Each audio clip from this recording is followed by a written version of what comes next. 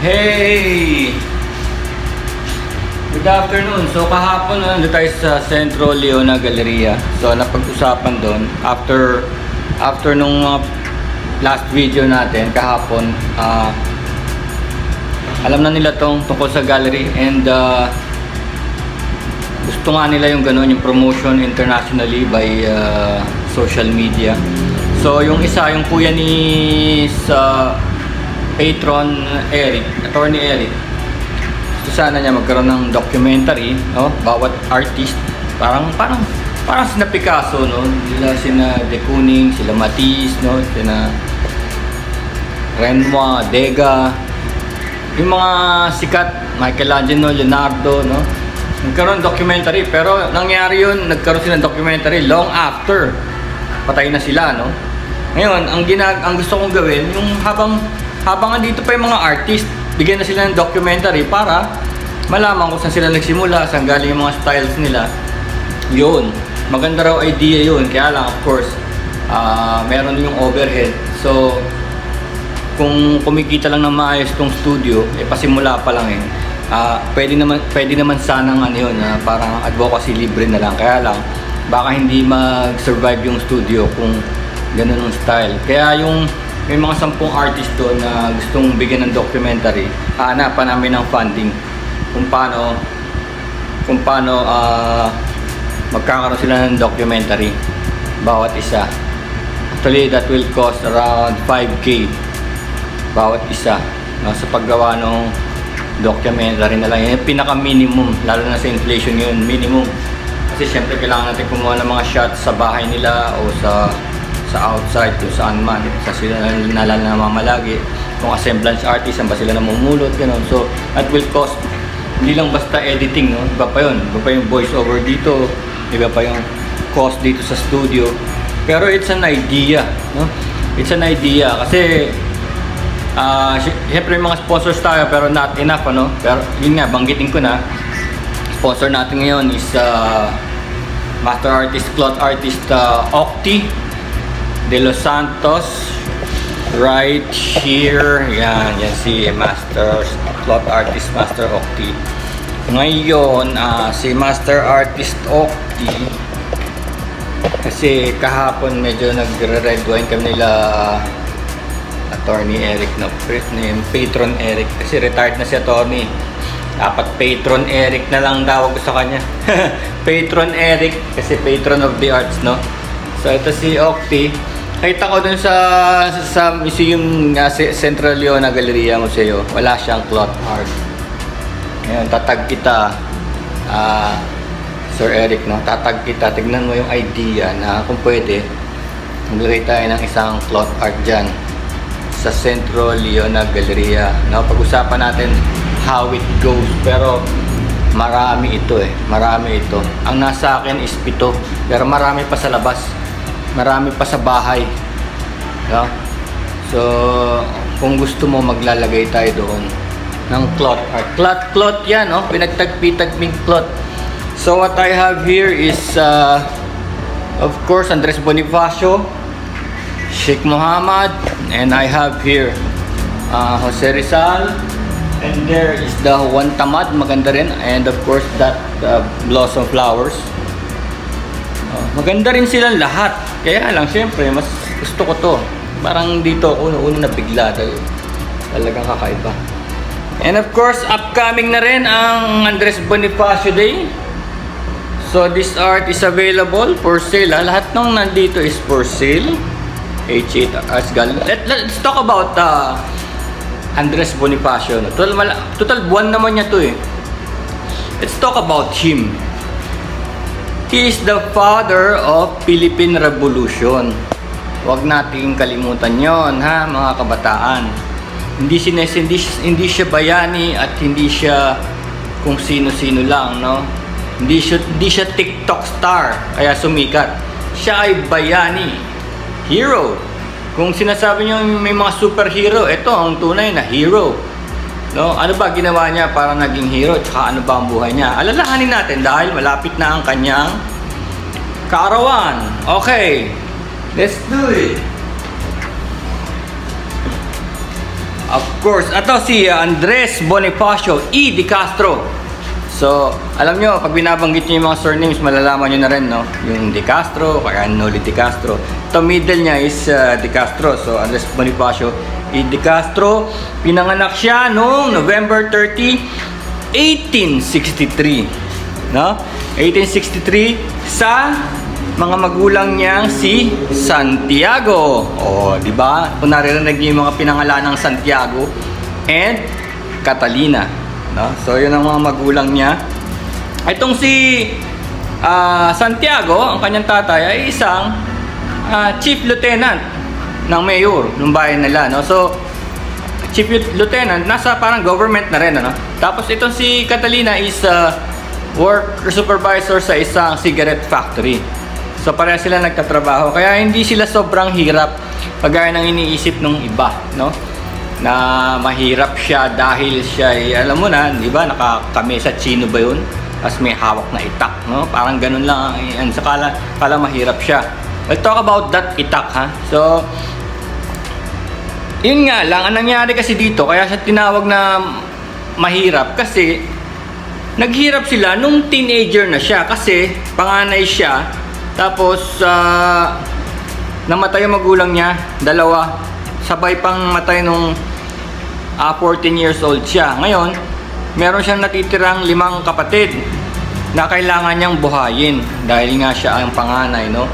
So, tignan niyo yung mga pangalan nila. Procopio. O, di ba? Pag narinig niyo yung pangalan niya, nagtatawanan pa yun, no? Nakikita siguro sa street sa Maynila yan, no? Procopio, Trocadio, Siriaco, may kakilala pa akong ganyang pangalan, Siriaco. Tapos yung mga babae is, ewan ko, Esperadillo, ewan ko, pambabae ba yun? Esperadillo and Maxima. So yun ang, binubuhay niya yung lahat ng yun. So tumigil siya sa pag-aaral, tapos, kailangan niyang gumawa ng paraan, no? So nagtitinda siya ng mga cane, yung tungkod at saka bamboo cane at saka papel na abaniko, no? Pan. So hindi pa rin enough yun kasi ang dami nila, no? Dami niyang pinapakain. So nangyari, nag-try siyang mag-apply sa iba as a messenger sa isang kumpanya na ang pangalan ay Fleming and Company. So dahil nga hindi naman siya tapos, tinanggap siya as messenger, no? Messenger. Kaya lang ang maganda no, nung napasok siya sa Fleming and Company, which is pangalan pa lang American na, no? So na-expose siya sa mga taong, alam mo na, matatalino, mga taong professional na hindi yung mga, diba, talagang may alam sa society, sa mundo, sa mga nangyayari. Na-expose siya ron, tapos may sarili silang library, na-expose siya sa mga libro, binasa niya, no? Tapos hanggang sa natuwa sa kanya, marunong siya makipag-socialize, natuwa sa kanya yung mga tao doon, binigyan pa siya ng ibang trabaho, kagaya ng warehouseman. Tandaan nyo, hindi siya nakapagtapos. Kung sa panahon ngayon, ang tinapos lang ni Andres Bonifacio is second year high school. Ganun lang, second year high school. Kaya dito na naman, nagkakasubukan dun sa mga may tinapos at wala, no? Kasi makikita mo naman, may tinapos, may saysay. Ay, walang tinapos, may saysay sa mundo. Meron naman, may nagma-masters pa, tapos pa ng master perwisyo sa mundo. Diba? Dito mo makikita na hindi talaga sa tinapos, sa pagkatao talaga, no? Kagaya ni Andres Bonifacio. Tapos, nangyari sa kanya, lumaki pala siya sa Tondo. Tapos nakakilala siya ng babae doon, ang pangalan ay Monica. Kita nyo na, sa history pala yung pangalang Monica, kaya pala may mga kakilala kayong pinangalang Monica, no? Kala nyo modern name, Monica is an old name din. So kaya nga lang, nung si Monica, 1 year sa marriage nila, hindi sila nagkaanak. 1 year, namatay si Monica sa sakit na ketong, no? Nung time na yun, wala pang gamot sa leprosy or ketong. So namatay yon si Monica. Tapos nung at age 29 na, years past, nakakilala na naman siya ng isa pang babae na pangalan ay Gregoria De Jesus. So kilala niyo na si Gregoria De Jesus, yung matapang din na partner niya sa KKK. So ayun, si Gregoria noon ay pa lang 18 years old, kapitbahay din niya ito sa Tondo. So anong nangyari, nagkaanak sila ni Gregoria. Ang pangalan niya ay parang Andres din, Junior, ewan ko nilagyan nila ng Junior, kung uso na ba yung Junior nun. Sa Andres din. Tapos kaso kasama ang palad, baby pa lang si Andres, namatay din sa smallpox, parang chicken pox, kasi wala pa rin gamot nun sa mga smallpox, wala pang bakuna. Ngayon meron na, diba? So namatay din si baby Andres. So ang dami ring tragedy na naranasan si Andres Bonifacio, kaya naging hardened siya. Sige mo, mamatayan ng asawa, mamatayan ng anak, tapos at an early age namatay mga magulang niya. So ang nangyari, kakabasa niya, basa siya ng mga libro, kasi ganun pagka hindi naman kasi siya nag-aral, na siya sa kaalaman. So nangyari, napabasa siya ron sa libro na siya, sabi niya literary genius itong Noli Me Tangere. At kasi although kwento lang siya, parang kwentong comics, may patama siya sa nangyayaring sitwasyon ng bansa, maltreatment laban sa mga Espanyol, mananakop, injustice, inequality, mga ganon, basta yung mga pang-aapi na nararamdaman nila noong time na yon. Sabi niya, parang hindi patas, hindi tama. Bakit pa tayo ang sunod-sunurang mga alipin? Atin naman tong bansa na to, pero sila pa yung nagmamando. So nangyari, itong si Jose Rizal, naging idol niya, naging mentor nga niya dahil sa mga libro na yon. O kita nyo, libro lang yun Pero parang kagaya ng mga mga nangyayari, mga vlogger, yung mga marami silang following, kasi nagugustuhan din yung sinasabi, nagugustuhan din yung mga ginagawa. So ganoon din si Jose Rizal, naging mentor siya ni Andres. So nangyari, nung minsang nag-set up ng grupo si Jose Rizal, yung La Liga Filipina, sumali si Andres Bonifacio. So ngayon magkakasama na sila. So La Liga Filipina. Tapos ayun nga, kung nabasa niyo, kung alam niyo yung history, dahil dun sa mga libro na yon, nagsimulang mamulat yung mga Pilipino sa buong Pilipinas na parang mag-aklas. Kaya lang nahuli siya. Nahuli si Jose Rizal. Iba namang kwento yun, hinuli siya, nalaman na na meron siyang balak na ganun sa mga kwento niya, kasi pinamudmud nila yung comics na yun pinamudmud nila kita mo, kwento lang kasi fictional ang mga characters nun, fictional, parang sina Crisostomo Ibarra, sina Padre Damaso, mga fictional yun hindi naman sinasabing ikaw to, hindi kagaya ngayon na pag tinuro mo ikaw to, madidemanda ka. Hindi siya nagsasabi ng gano'n, fictional. Pero hinuli pa rin siya at hinatulan siya na, alam mo na, binaril, di ba? Binaril sa luneta. Di, nangyari, pagkatapos doon, nagalit si Andres. Sabi niya, bakit nyo binanyan yung mentor ko, So hindi siya basta-basta nanahimik, So binuo niya yung KKK. Tapos ayun, nag-aklas sila. Marami silang lugar na pinag-aklasan. At naging successful sila. Sa mga ambushes nila. Marami yan. Marami yan sa susunod na topic, hindi natin yung mga lugar na pinag-ambushan nila. At nanalo sila. Talaga, kahit na ang gamit nila ay itak. Ngayon, ito ang tanong. Karamihan ng mga KKK ay itak ang gamit noon. Itak. Pero si Andres Bonifacio ay hindi itak ang gamit niya. According to the study, ultimo yung mga naiwan niyang mga ninuno, Yung mga ninuno ba tawag doon? yung mga next generation, hindi itak. Ang ginagamit niya ay revolver na baril. Meron siyang revolver. At hindi siya mukhang magsasaka. No? Minsan lang siguro, pero hindi siya sobrang hirap. Kasi nung napasok na siyang messenger warehouse man, nakabili-bili na siya ng mga gamit. Hindi siya dukha. Hindi kagaya ng mga dinidepict nila na parang dukha. Siguro, pag nasa bukid sila o nasa revolution, ganun, no? Pero kung kasi sumali ka sa La Liga Filipina, pang magsasakang outfit. Hindi lahat sila doon naka coat and tie, diba? Parang formal, no? Parang naka-Amerikana sila. So ganun ang kaya siguro si Octi, alam yun, look. Hindi niya dinidepict na parang yung mandirigma na nakakaputi lang, tapos may pulang rito. No? So yun muna, teka, okay? Okay, some words from our sponsors.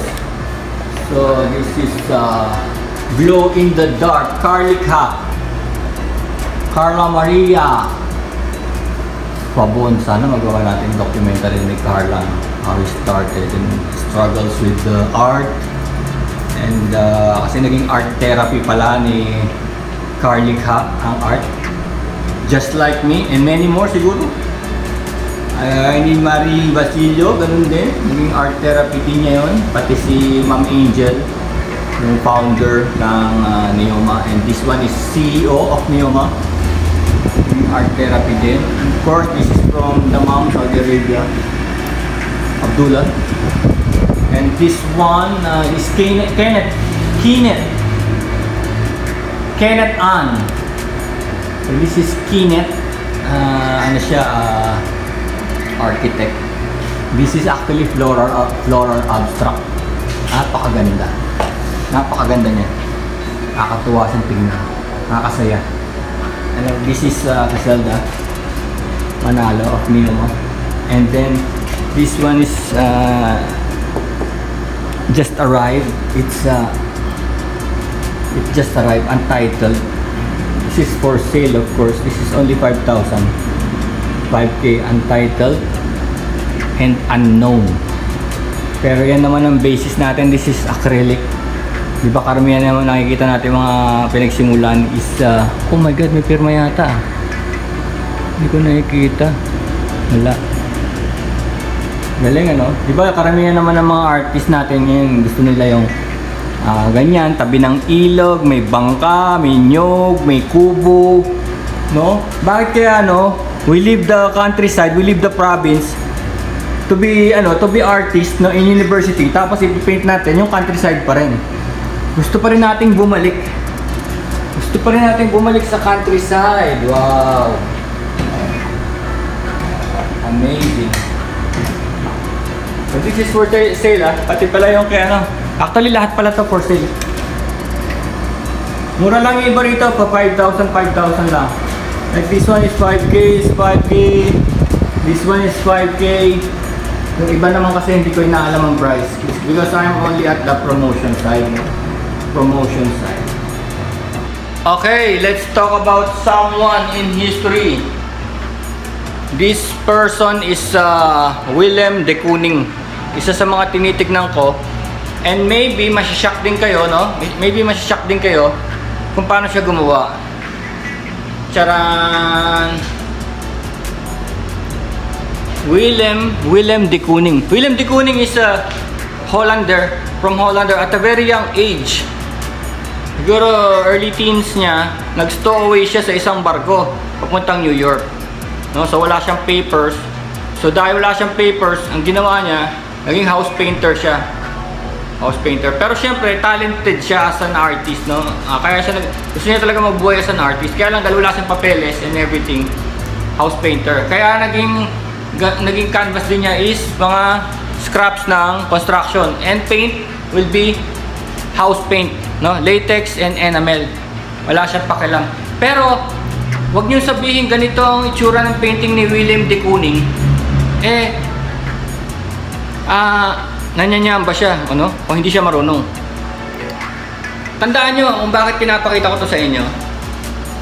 Actually, this is a woman. Babae to. Babae itong picture na to. Sikat na sikat to. Ipa-flash ko dyan, i-overlay ko dyan yung mga history niya. No? Just for you, no? Para mag-isip kayo. Lalaruin ko lang yung isip nyo. Kagaya ng paglalaro ni De Kooning sa isip ko.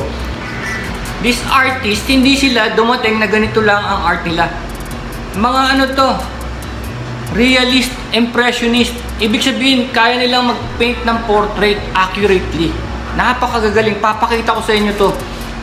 Hindi sila tatawaging artist nung time na yon, ha? Hindi sila tatawaging artist nung 1900s kung hindi sila magaling maging realist. Kung hindi nila makakopya yung tao, hindi sila tatawaging artist nung time na 1900s, nung wala pa yung camera. No? So, nag-evolve na lang, naging abstract expressionist, no? Kagaya niyan, ini-express na lang nila. Hindi naman niya pala gustong gawing nakakatakot yung babae na to. Kung hindi, gusto lang niya nagiging nakakatawa. Kaya lang na uwi sa nakakatakot kasi yung kulay niya parang fun, no? Pero yung mukha kasi niya, hindi naman ganyan ng babae, di ba? Nakalabas ang mga ngipin, lalaki. So, gusto niya naging nakakatawa, naging nakakatakot lang. Which ginusto naman ng tao. By the way, this sells for millions. That's the deal. Itong mga to, selling for millions up to now. Pinag-aagawan, no? So, think about that. Pero ito, napansin ko noong 1900s, itong sina William De Kooning, naggagayahan sila nila Picasso, nila Jackson Pollock. Si Jackson Pollock yung pitik-pitik ng brush naman siya. Minsan, iyaano ko siya. Inano ko nga rin siya, parang tinignan ko nga rin siya. Kasi, ganyan, no? Nakikita niya yan. Ayan, no? Ayan, no? Nagdi-drip-drip lang siya ng mga pintura. Yun si Jackson Pollock. On another time, di-discuss din natin si Jackson Pollock. Right now, naggagayan sila nila Picasso, nila Matisse. Makikita mo yung history ng paggawa nila. Naggagayahan sila, no? So, illustrations, no? So, si Picasso, Cubism, ginaya rin yung Cubism. Kaya dito nagsimula siguro abstract, no? Tapos nilagyan niya ng konting Jackson Pollock. So, si Henry Matisse naman, parang cutouts, no? Yung mga gawa nila, parang blots and cutouts. Titignan din natin yan. Mababaliw din kayo kay Henry Matisse na style na parang gawa talaga ng kinder pero selling for millions, no? That's story of William De Kooning. So si De Kooning ay nagtrabaho for 50 years na mayagpag siya. 50 years. Imaginein mo yun, 50 years. Kasama yung kanyang kabataan up to the age of 77. Puro arthritis na siya. Still hitting it up to 77. Nasa museum pa yung last niyang gawa. At ito exactly 10 years back sa Amerika, sa MoMA, sa Museum of Modern Art. Sinarado buong museum. Sinarado ang buong museum para ang ipalabas lang nila ay lahat ng gawa ni William De Kooning. So doon natin titignan, pa-flash-flash ko dyan yung mga gawa niya dati na makikita nyo sa pinagsasabi ko na naggagayahan sila noon. Nakagaya rin ng ginagawa ngayon, naggagayahan din, di ba? Kasi unnoticingly, pag nakita mo yung gawa ng iba, papasok na yun sa subconscious mo eh. Wala kang intensyon na gayahin, kaya lang bilang tao, nagre-record yung memory natin. Pag nag-iisip tayo, lalabas yung art na yun sa isip mo, hindi mo sinasadya. Like kagaya kahapon, nakausap ko si Ted ka. I told him na ginaya ko din yung mata niya, natabing, ayan o. Yun nga lang, naging unique yung din akin kasi yung kanya dalawang matang tunay na mata. Ako, yung isa square, yung isa ganito. Oh, isa square kasi camera, di ba? Dahil Pinoy-adventure rider nga ako, di ba? Camera yung isang mata ko, tapos yung isang mata ko. Tapos yung dot na yan, from Picasso yan. Kasi si Picasso naniniwala na lagyan mo lang ng dot yung eye, will be a full person, no? Yun ang sabi niya, dahil nakita niya yun sa mga mask. Ganun lang daw, style mo. Lagyan mo ng dot, makikita mo na yung full person. Kasi nasa eye daw lahat ng gawa. So nakuha ko yung kay Picasso. And of course, yung parang abstraction and unfinished stuff. Yun. Kasi, alam nyo na, yung art ko, I'm not trying to be clean. No? Gusto ko lang, I'm trying to be unique. Yung talagang kakaiba. Gusto ko sana yung mga hindi dapat na makita doon, makita doon. No? Just like this one, oh, see? Diba? Just like this one, oh, diba? Hindi naman dapat magkaroon ng buhangin sa art. So may buhangin at saka tunay na skeleton. Pero of course, sa Pinto Art Museum, may isang buong skeleton ng bull. Isang buo. Okay, some more. What's happening? So we talk about de Kooning, very good guy. And of course, this is my Monet. You know Monet? Monet, sikat si Monet sa pond. Yung kanyang pond na na art. So ito yung version ko ng pond. Grabe, nalaglag pa yung isang band. Hindi pa pala tayo. Yan yung version ko ng pond. Diba? Yung sa kanila, acrylic, oil.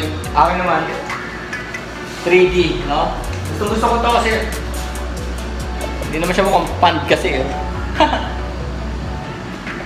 And of course, our TikTok. Ito yung yung lata. Tignan niyo yung lata, napuno ko na. It's coming up looking good, no? Yung robot na may lata. Ito naman yung TikTok star, nagpapa-ano pa eh. Nagpapa-dry up pa. Ano ba naman itong glue ko kasi hindi naman meron na siyang beads, oh.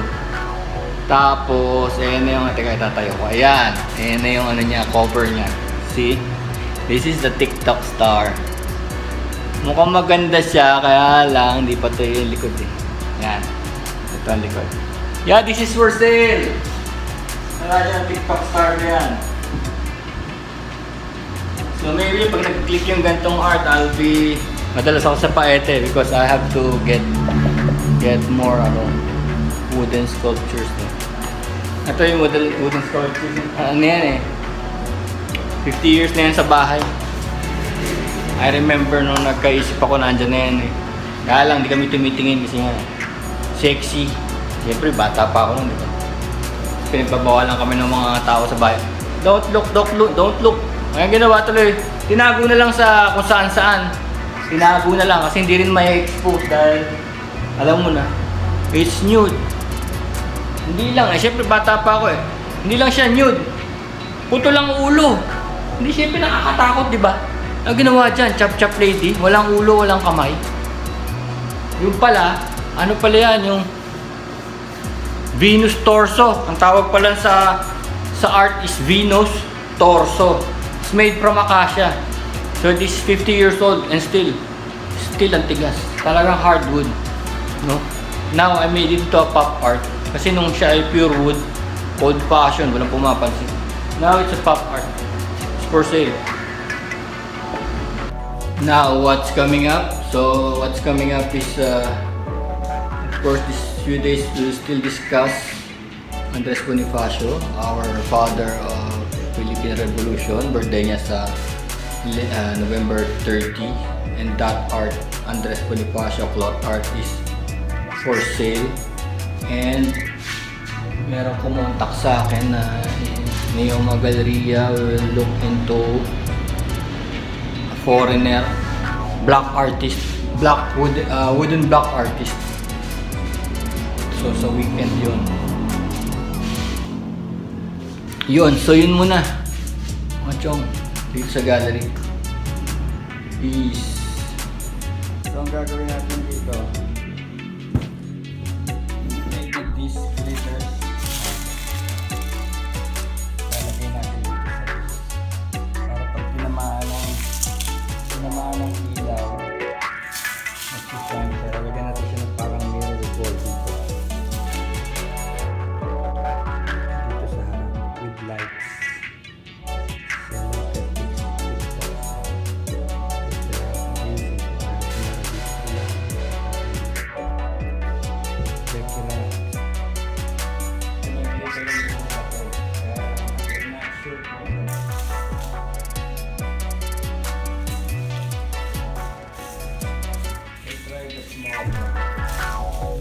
some more